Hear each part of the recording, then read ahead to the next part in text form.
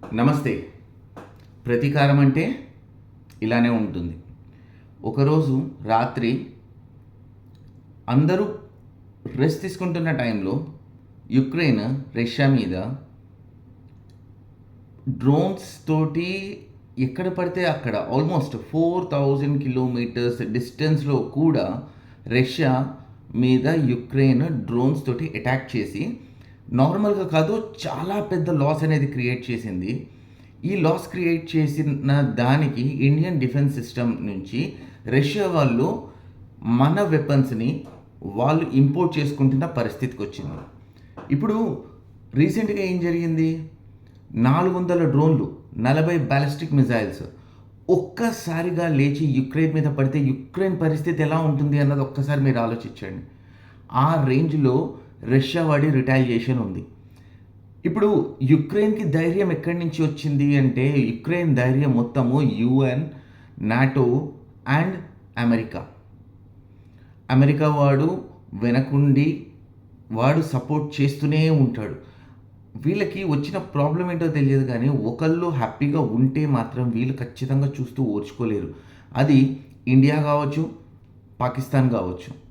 పాకిస్తాన్లో ప్రజెంట్ ఇప్పటికిప్పుడు ఉన్న లేటెస్ట్ అప్డేట్ ఏంటి అంటే నూర్ ఖాన్ ఎయిర్ బేస్ ఇక నుంచి అమెరికా వాడు మెయింటైన్ చేయడం స్టార్ట్ చేస్తున్నాడు.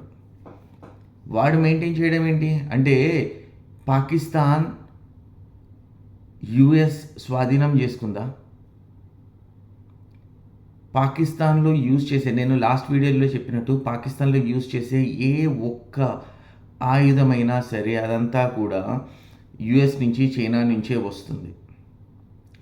అలాంటిది మనము కొట్టిన దెబ్బకి పాకిస్తాన్ తేరుకోలేక వాళ్ళు చేస్తుంది ఏంటి అంటే యుఎస్ తోటి ఒక అగ్రిమెంట్ చేసుకుని, చైనాతోటి ఒక అగ్రిమెంట్ చేసుకుని పాకిస్తాన్లో చాలా ప్లేసెస్ని వీళ్ళకి పంచి మీరు ఆపరేట్ చేసుకోండి అని చెప్పేసి చెప్తున్నారు.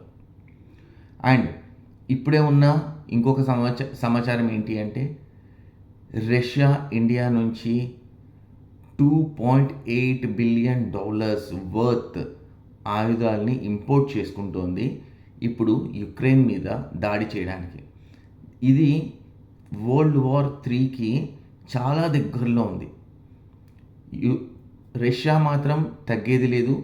ఒకవేళ యుక్రెయిన్ మాత్రం ఇంకొకసారి కనుక చేస్తే వాళ్ళ పరిస్థితి ఎలా ఉంటుంది అన్నది వదిలేద్దాం. సపోర్ట్ చూసుకుని ఎదగడం కరెక్టే. సపోర్ట్ చూసుకుని అవతల వాళ్ళని నాశనం చేద్దాం అనుకుంటే ఇంకొకరికి కూడా సపోర్ట్ ఉంటుంది కదా. వాళ్ళు వీళ్ళని టార్గెట్ చేశారు అనుకోండి, ఏం జరుగుతుంది అన్నది ఇప్పుడు మనము లైవ్ ఎగ్జాంపుల్ చూస్తున్నాము రష్యా యుక్రెయిన్ వార్లో. అండ్ మరిన్ని జియోపొలిటికల్ ఇష్యూస్ తోటి నేను మీ ముందుకు వస్తాను. అప్పటి వరకు నా వీడియోస్ని చూడండి, లైక్ చేయండి, షేర్ చేయండి. అండ్ మీరు ఎలాంటి వీడియోస్ చూద్దాం అనుకుంటున్నారు అన్నది కమెంట్ చేయండి. మీ వీడియో మీద మీ అభిప్రాయం ఏంటి అన్నది తప్పకుండా నాకైతే చెప్పండి. Thank you so much. జై హింద్.